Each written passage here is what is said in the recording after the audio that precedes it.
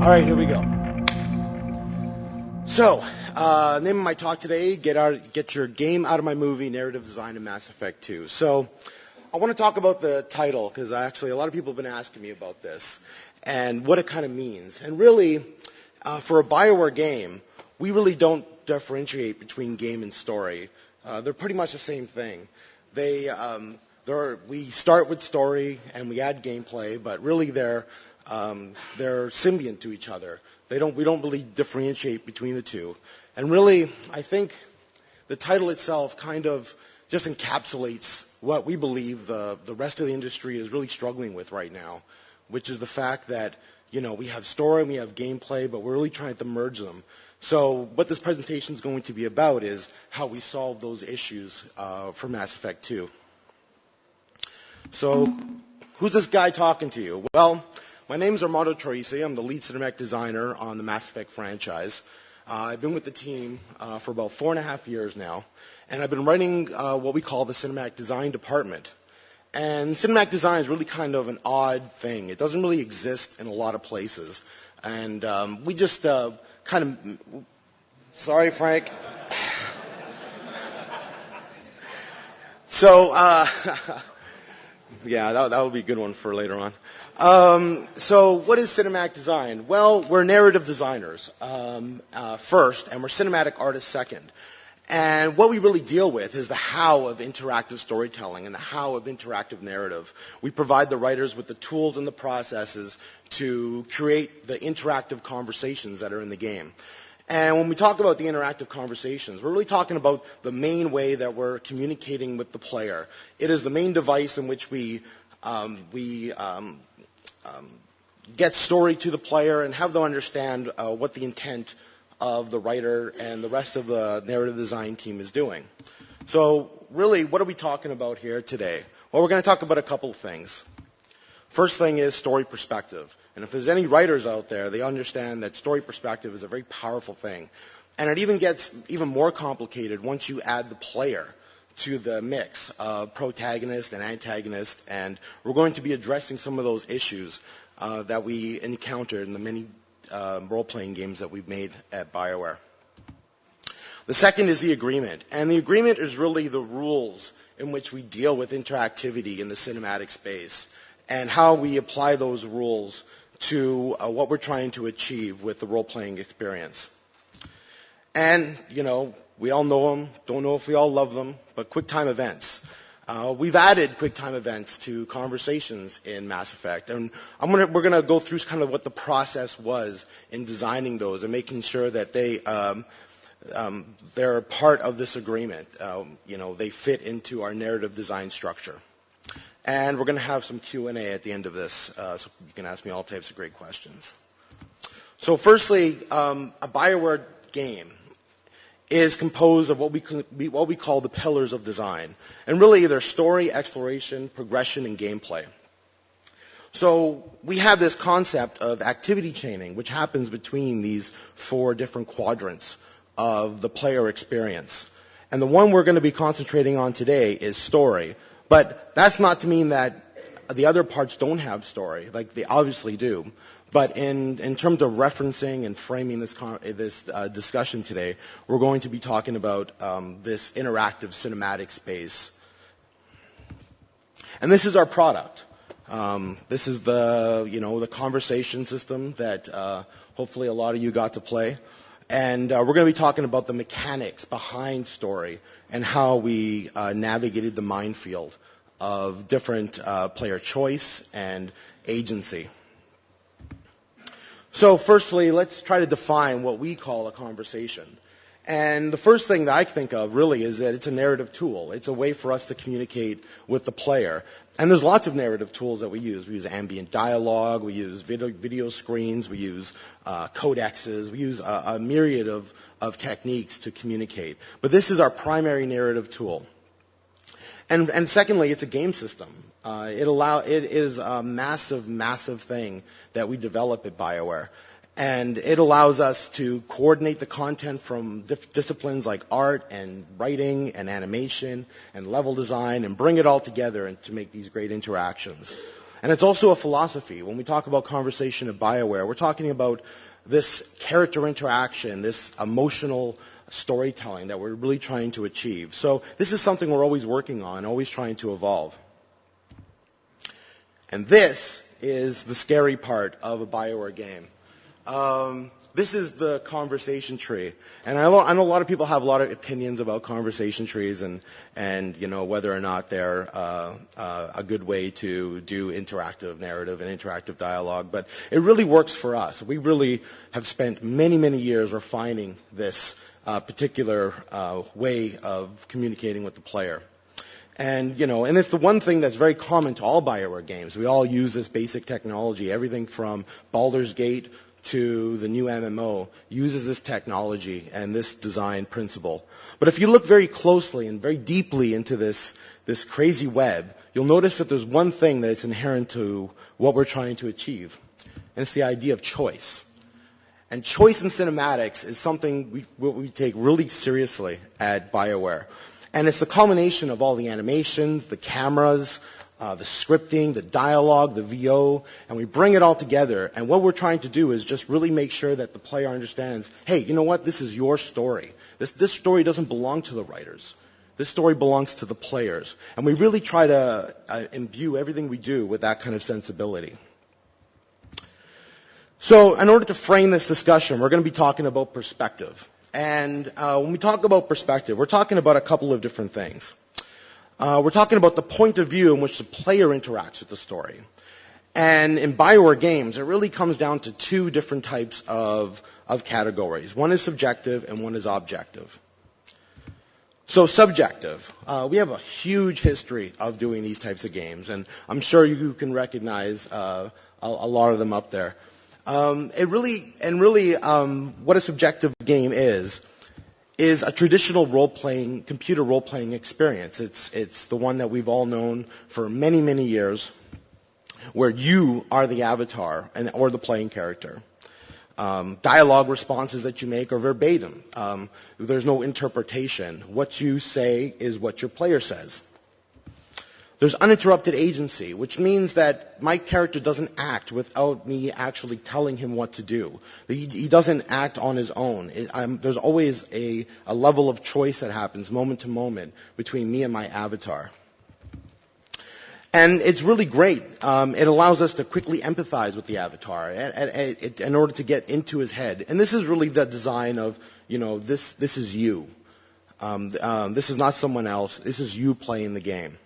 But there's a couple of things that happens and that we're going to be looking at right now. And the first is really some of the side effects that happens from this subjective point of view. And it's temporal distortion and really lots of dialogue. So temporal distortion happens when choices are being made or your player says something and we usually say, oh, your player's silent. But no, your player's not silent. We just sped up time really fast and we just chopped out that time and we went straight to whatever the response was.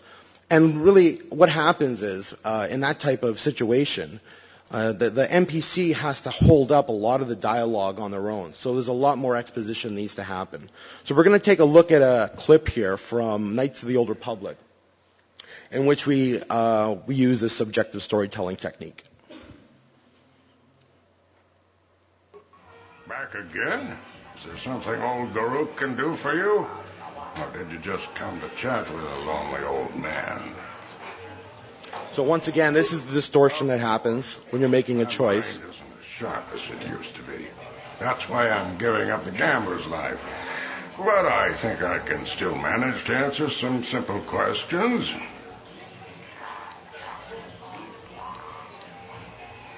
And again, some more distortion.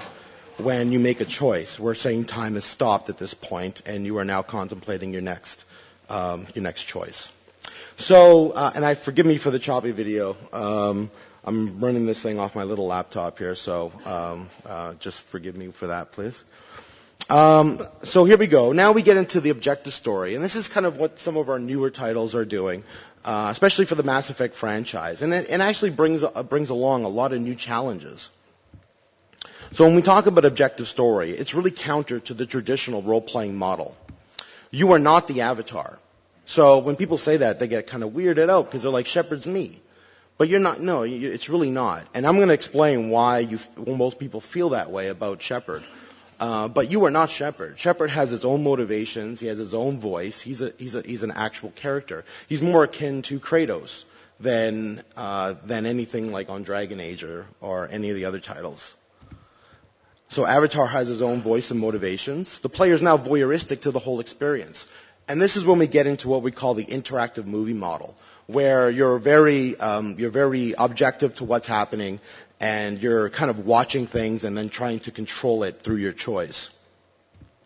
So there's a lot of reasons why we try to do this. Really, it's this idea of real-time narrative environment that actually removes a lot of these temporal distortions that we saw with the previous clip.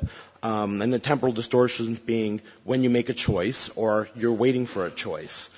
So this allowed us to really break through and add drama to these interactions, which is something which our project director really wanted to do. And this is really the breakthrough in interactive storytelling that we made with Mass Effect. So we're going to take a look at Mass Effect, and we're going to see this real-time environment in action. What are you looking at? The man whose dam I go with. I'm not looking for trouble. Maybe I am. Maybe you better get out of here before I find you some. All right. I've got stuff to do anyway. Come on, let's get out of here. So as you can see, it was a very fluid interaction. You've made a choice. Nothing really stopped. And a lot of cool stuff just kind of happened around you, and it really feels like it's real time, and it really feels good. It feels very cinematic at that point. But I'm wondering if a lot of people out there who are very traditional notice something very odd about what Shepard did. And so if you can take just a little quick guess at what I'm trying to allude to. Let's roll the clip again, and let's take another look. The man whose dam about to ruin. I'm not looking for trouble. Maybe I am. Maybe you better get out of here before I find you some. All right. I've got stuff to do anyway. Come on, let's get out of here. So, I wonder, did anybody catch it at all? Oh, nice, exactly. So what it was is auto-reply. So Shepard acted on his own without me telling him to do something. I didn't want to say that. As a player, I'm like, okay, well, what if I wanted to turtle? What if I wanted to make another choice? Shepard just did something. Maybe I didn't want to. Am I disconnecting from this role-playing experience?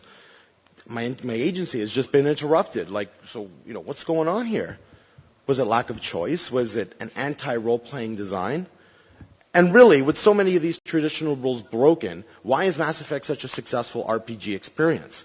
And really, it comes down to what we call the agreement. And the agreement is something that we have with the player. It's a set of rules that binds us to the player and the player to the designer to make sure that their role-playing experience is always expected and is always in line with their expectations. So what is the agreement? Well, it's a covenant the designer makes with the player. It's a set of rules that governs choice and expectation, and we'll be getting into these in some detail. It binds the player to the role-playing experience and allows the player to access the avatar. So it allows us to have this very fluid, very first-person, very subjective role-playing experience while still maintaining this objective point of view in the story. So what is the agreement we made? Well, every time we're writing things at Bioware or on Mass Effect, we always come down to some certain principles, which is a litmus test for us to say whether or not this is a good role-playing experience or not. And really, these are them. And we often describe them as the covenant. This is something, to us, is very sacred and something that we always come back to, and something that's just so important for us to maintain that role-playing experience. So first, interface for choice is always predictable. Choice produces results the player expects. Give the player the choices they want, and hopefully when they want to make them. And the last one is the player story. Like I said before, the story doesn't belong to the writers. The writers give you this great multipath narrative. They give you this probability space to play in, but you make your own story. So let's look at some of these things. So interface for choice is predictable. And what are we really talking about? Well, it's the conversation wheel. The conversation wheel is a GUI interface that we introduced that replaced the list system that we see with a lot of the subjective narrative games that we produced. And really, it was in response also to the high def era and the fact that we didn't have, the black bars, the letterboxing to put words in. So we needed something that was very slick and very intuitive. And also, now that we moved to this different model, now that we're objective to the experience, we didn't have to write out the whole response anymore. So we came up with a slick little interface, which actually ended up becoming a very core component to our narrative design. So if we look behind this interface, it's the dialogue tree, which we saw. And really, when we look at the blue responses, these are all Shepard's responses, or his potential responses for that interaction. So we're taking this and we're mapping it to a nice simple GUI that a player can easily interface with. So we know what the conversation wheel is. It's a dialogue navigation interface which allows the player to interface with the story. And we get all these choices and we map them to these various points of the radial. And we have an indicator that we move around and we can make choices. And it's pretty easy breezy. It's a very simple kind of interface. But we're going to look deep into it because even though it appears to be very simple, there's a lot of mechanics that run behind it, which allow us to keep that predictability that I was speaking of. So, firstly, we talk about the behavioral player, and when we talk about behavioral, we're talking about the different parts of the wheel actually mean something different to a writer or to an interaction. For example, if you look where it says Paragon, every time you pick the upper right, it's a Paragon response. Regardless of what it says or what it does, it has a subtext or it has an emotion that's attached to it. In this case, Paragon means do the right thing in the right way. Whereas neutral is, it's very kind of bland, usually ends the dialogue. Renegade is do whatever you want, like do what you have to do to get the job done. Friendly and hostile, pretty self-explanatory. And investigate is always give me more information. So we have this kind of interface now where someone can just be flicking the stick around without getting into a lot of detail and really get whatever they want out of that interaction. If they're playing as a Paragon or if they're kind of mad at the guy, they can switch it to Renegade. And they don't really have to read too far into exactly what's going to happen. They don't have to read too far into that role-playing experience. So obviously this is the first layer of predictability. So it allows us to shape the narrative according to the behavioral player. Mapped emotional reaction. And reaction is exactly it. Most of the time, people who play this way don't really wait for the scene to end. They're just, as soon as the wheel pops up, they're just making choices, and they're getting rewarded with a very fluid cinematic experience at that point. And one of the things that it does, it also, the direction on the wheel also colors what is going to happen. And we'll get into that on the next slide, but really, it adds a lot of subtext to what's going on, and I'll explain that in the next slide. So the cognitive player. The cognitive player is the role player. It's the person who wants to really read into what's going on, wants to make a careful choice, and be very exacting on what's going on. So we add these things called paraphrases, and paraphrases are really small, I think it's 32 characters that were allowed in a paraphrase, but they're a condensed version of what is going to be said next. And it's really, sometimes it can even be described as what's in the player's head right before he says it as well. So when we look at this, we have several kind of choices here. So we're going to be looking at the first one here, second layer of predictability, sure. We're going to be looking at this first choice here. So when we look at this choice, which is I'll look into this, we understand it to be in the Paragon section of the wheel. So as you can imagine, that line can be said or interpreted in so many different ways. But because it's in a paragon section of the wheel, we understand it to be something that, Shepard's going to do the right thing in the right way. So in this case, it gives it a dramatic coloring, which is now we understand it to be something very positive. Like, Shepard's he's going to look into this. He's not just doing it flippantly or whatever. It allows us to really narrow down the interpretation of what that choice means. And also, if we look at the investigate, abusing suspects, my expectation here is that I'll be getting more information about who's abusing suspects. So, like I said, there's two layers here, and that's the big takeaway here. There's the cognitive and there's the behavioral, and they interact with each other to allow us to have predictability in the role-playing experience. So the next one is choice produces the results the player expects. So this is pretty self-explanatory. If you make a choice, you expect something to happen. As a designer, if I don't meet that expectation, your role-playing experience is now busted. So we're going to look at something here. We're going to look at a dancer on Ilium, and we're going to use what we learned on the predictability of the interface here, and we're going to move around just one little aspect of the narrative design and just see how much of a change that makes to what the player expects. So, as we ship the game, when you talk to this dancer, you can tip her, and she'll dance for you and all that. So it's in the paragon position, which is like, okay, well, the subtext can be interpreted as, Shepard's tipping her. Maybe he liked the dancing, gives her a tip, and really that closes my expectation. Like, it's like, wow, that's cool, and I can move on. I'm not really expecting much more. So let's take a look at that interaction.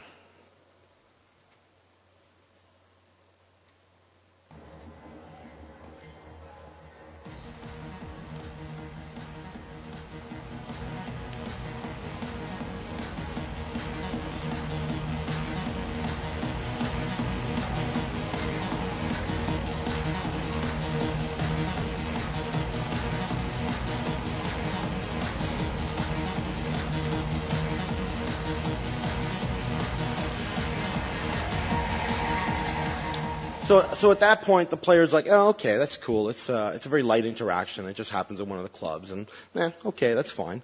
But what happens now if I move the tip to the investigate portion of the wheel? Right? Now it's kind of like, okay, well, what's next, right? So let's take a look at that one with the subtext of there's more information.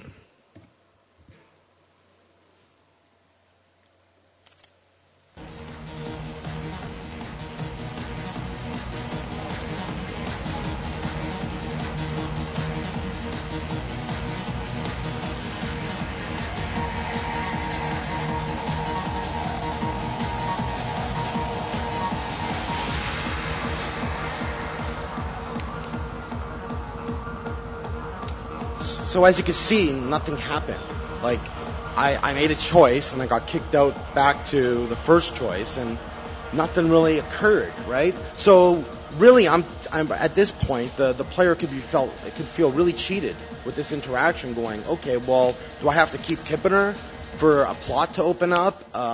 Is there something else that I need to do? I'm very confused at this point. So really, that would be an error in design, in narrative design right there, where we don't meet the expectation of the player. So once again, what if we moved it to the renegade?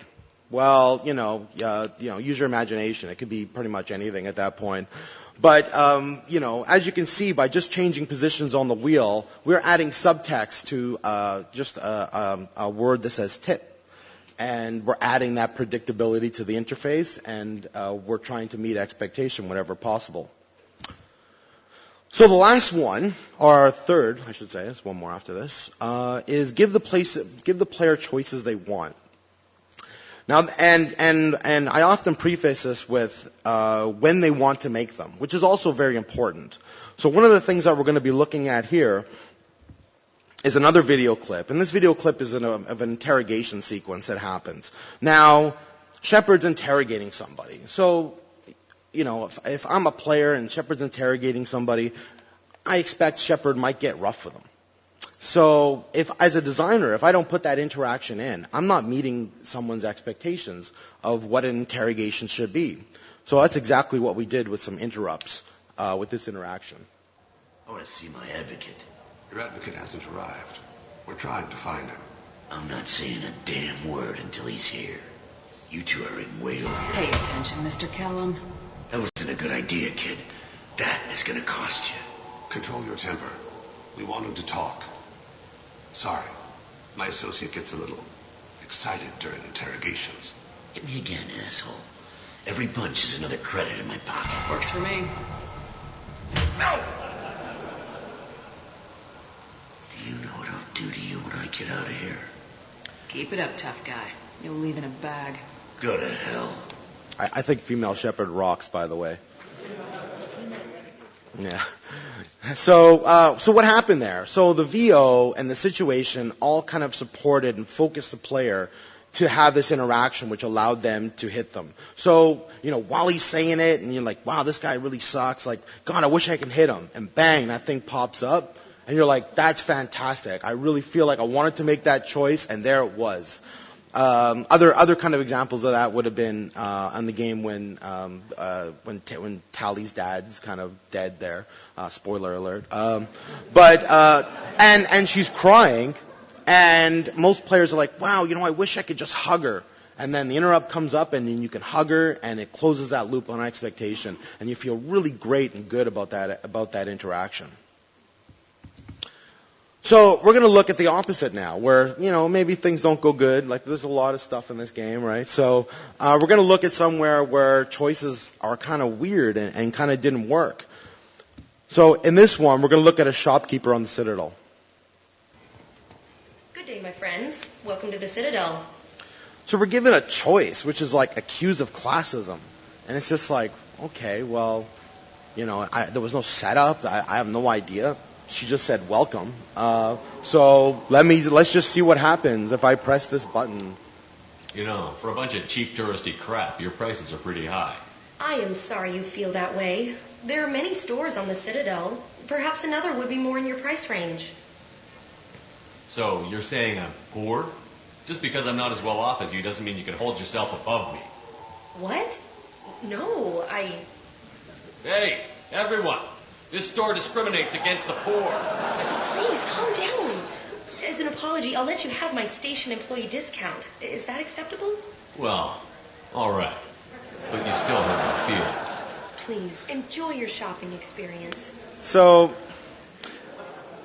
and we all really love that interaction, but it actually doesn't really work because it's like, okay, accused of classism, make a choice, and kind of sit back and watch, and really, I don't really have any agency, and Shepard's talking, and I can't say anything. So it breaks a lot of the rules of the agreement. And that's really a great example of where things go wrong. And ways we could have fixed it could have been we gave a little interaction with somebody right before we stepped into them. Maybe we give her some lines, maybe some ambient stuff. Like, there's things we could have done to repair that situation. But with time's constraints the way they are, some things have to slip.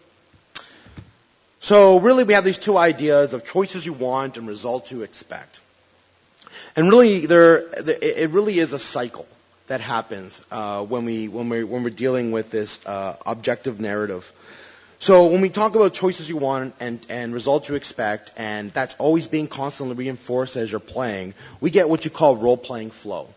And you're really in the zone at this point, and you're getting what you want, and you're making choices, and it's really awesome. But really, you're not. This is not a real traditional role-playing experience. This is like I said, this is not you. This is another character, and through fantasy fulfillment, through this idea of keeping people in the zone, we can still maintain a lot of the characteristics of the traditional role-playing experience in this new model.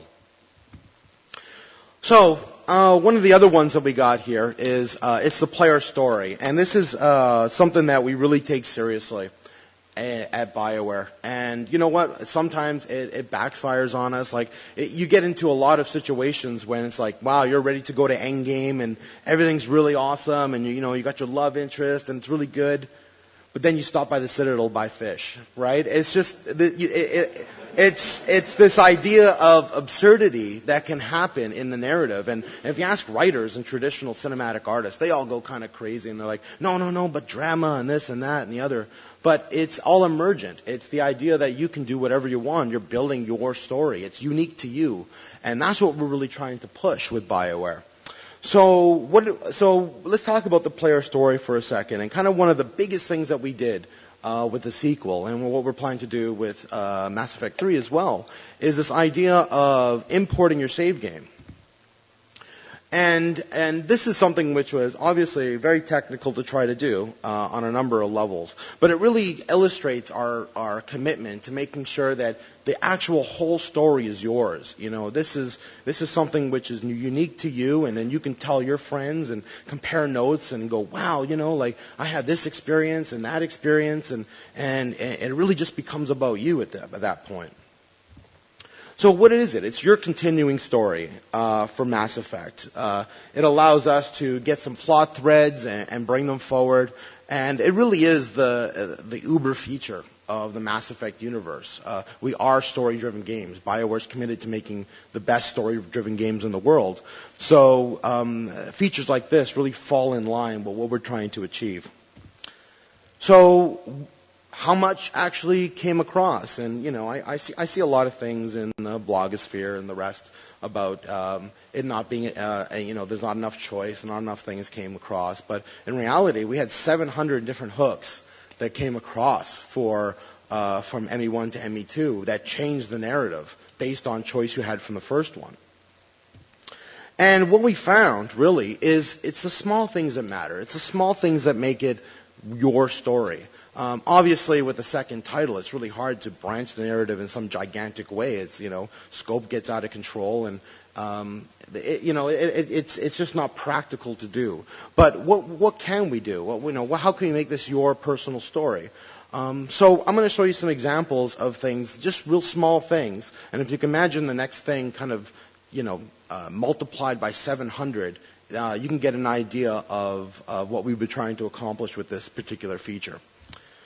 So here's a shot of a really ugly shepherd on ME1. And I don't know if anybody remembers this. This was the big choice: save the council, let the council die, let the council live. So we let the council die. You know, they weren't much use to us, and they were kind of off-putting.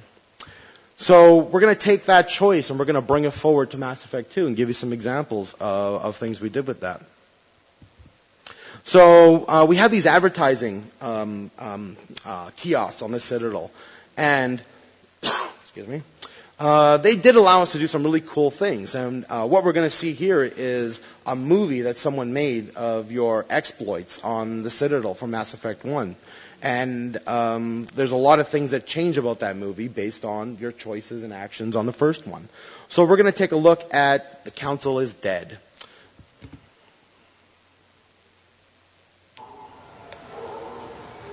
This began with an attack on a human settlement in the Traverse. But Saren won't stop there. His Geth aren't going to stay on the fringes of Citadel space. Abandon the Citadel. Evacuate the council. The Citadel's closing! They're sealing the station! Is surrender not preferable to extinction? All Alliance ships wait for a shot at the Geth flagship. Nothing else matters. This fall, humanity takes its place among the stars. Citadel, a film by Risa Uferson, presented by Eye Films. So there's a couple of things in there. It's a fall release. It's not a summer blockbuster. Shepard's actions were there. It was male Shepard in the ad. So let's see what it looks like. Council is alive, but this time with a female player.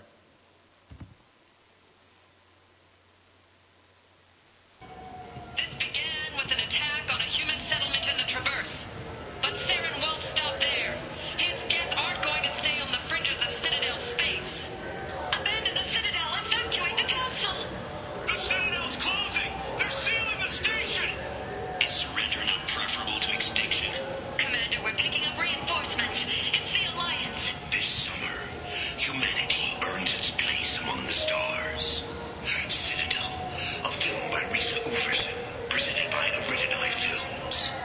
So Summer Blockbuster. Fantastic. So what we saw there was really 4 different permutations to one interaction that could happen. Council is dead, alive, male, female. And this is a very simple example of something that we do pretty much everywhere in the game in order to make your story. So the last topic here, I'm going to try to get through. I don't know, we're running a little late here. So the idea of QuickTime events, and these things got a real bad rap over the last little while. But I'm going to show you how we kind of took the idea of QuickTime events and integrated it into our philosophy of the agreement. So what are we trying to solve for with interrupts? Like, if we're going to add a feature, we got to be solving some sort of problem. So this is what we were trying to solve for. What are you looking at?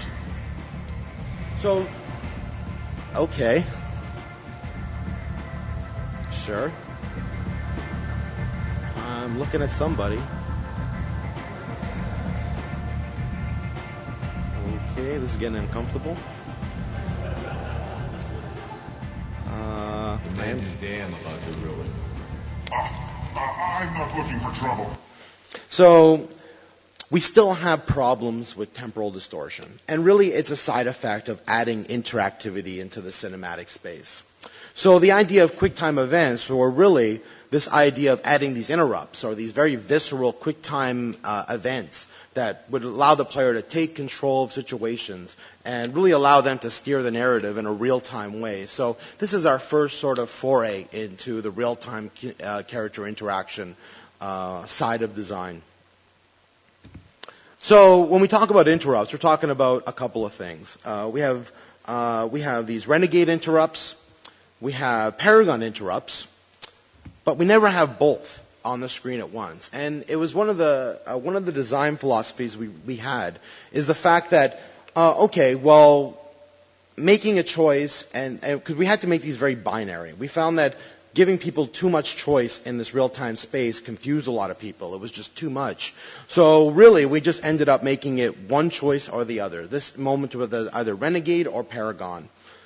But there was a lot of interesting things that came out of that. And one of the interesting things that we found is if you're playing as a paragon and a renegade moment came up, people were very conflicted about whether they should take it or not. Because, man, if they see a flashing icon, they really want to take it. But that's not the way I'm playing. And and if you look at some of the biometric readings on this stuff, man, it's just all over the map. And they haven't done anything. It's like they're just sitting there and they're just really getting conflicted and having some internal conflict. So not making a choice was actually very powerful. So we kind of kept everything very constrained to that sort of design philosophy. So let's apply the agreement to this and see how it lands. So firstly, interface for choice is predictable. Sure, there it is. It's renegade, it's paragon, it's left side, it's right side. It's pretty easy. And when it comes up, I can train the player to always take that one. And so I would say, yeah, okay, that makes sense. Give the player choices they want. Well, as we saw with the interrogation scene, it really depends on the writing and iterating with the writers to make sure that they do give you choices they want. It's the player story. Like I said, sometimes not making an interrupt can be more powerful than taking one. So yeah, I'd say it's the player's story. Choice produces results the player expects. Well, this ended up being a little hard for us because it was a real-time interaction. We didn't have the ability of getting any of the cognitive sort of paraphrasing into this space. So what do we do? On the first implementation, it was really a lot of broken role playing. People accidentally shooting other people in the face. It was all over the place. So we had to really come up with a different idea of how to implement it. And what we came up with was this idea of telegraphing, which is really just a visual paraphrase. It helps predict the specific action that's going to be made and lets the cognitive player make a meaningful choice. So I'm going to show you some examples of what I mean by a visual paraphrase. So we have a situation where Shepard talks to a suspect and then Shepard just attacks him. So if there was an interrupt there, you'd have no idea that, like, yeah, you know it's going to be a renegade action, but there's so many shades of gray there. He could slap him, he could shoot him, he can push him, he could talk mean to him. Like, there's just so much there that it really doesn't help with the predictability of the role playing. So let's take a look at what that interaction looks like without a telegraph. Yeah. I told you. I ain't saying nothing. Fine. We'll do it the hard way. Oh, God. Dave, help me. So, in that case, it's like, okay, well, I didn't want to push him, this poor kid. Like, you have to, like, people have a lot of really strong feelings toward these digital actors. Like, you have to really respect. So it's like, wow, you know what? I didn't want to do that. My role-playing's broken. Bioware, I hate you. It just goes on and on. So we had this idea of a telegraph. So this wouldn't work. So, fine. What do we do now? So we add another shot to the sequence where Shepard starts to crack his knuckles. And this allows us to say, hey, you know what? I have a really good idea. Not only do I know that it's a renegade action, he's cracking his knuckles. I bet you he's going to hit him. So let's see what that looks like now.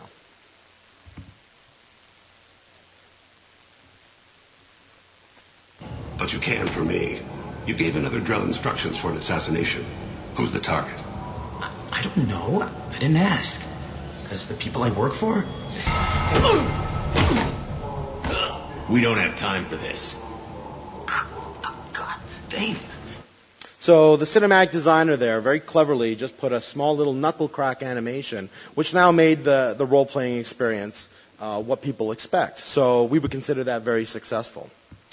So in conclusion, I just want to hit a couple of really real powerful points here. Is interactivity is a very potent narrative device.